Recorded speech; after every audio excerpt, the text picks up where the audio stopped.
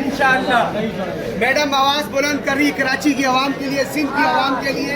ये जो बच्चे नशा कर रहे हैं, जो बच्चे ड्रग्स कर रहे हैं, उनकी वॉइस बनी हुई है, उनकी जिंदगी बचाने के लिए मैडम ने आज ये वॉइस आप लोगों की बुलंद की है। और ये जो पिंकी ने कारनामे अंजाम दिए उसको मैडम ने बेनकाब कर दिया है।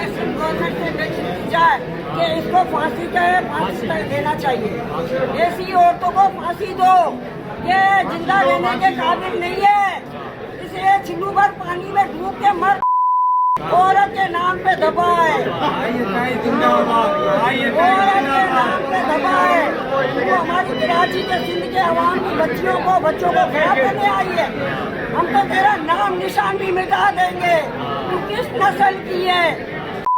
हमारा सारा तुमने खराब किया बच्चों को, हम नहीं चाहते हमारी नई नस्ल खराब हो, हमारे सिंध के बच्चे हैं, हमारे कराची के बच्चे खराब हो। इसमें ब्यूरोक्रेट्स और मिनिस्टर मुलव्वस है। Shem Shem Shem Shem. इनको भी फांसी दो जो मिले हुए हैं, जो मिले हुए सारे मिले बगावत है, इनको भी फांसी दो। मेरा सिंध गवर्नमेंट जरदारी साहब से इल्तिजा है, इसको फांसी दो, इसको फांसी दो।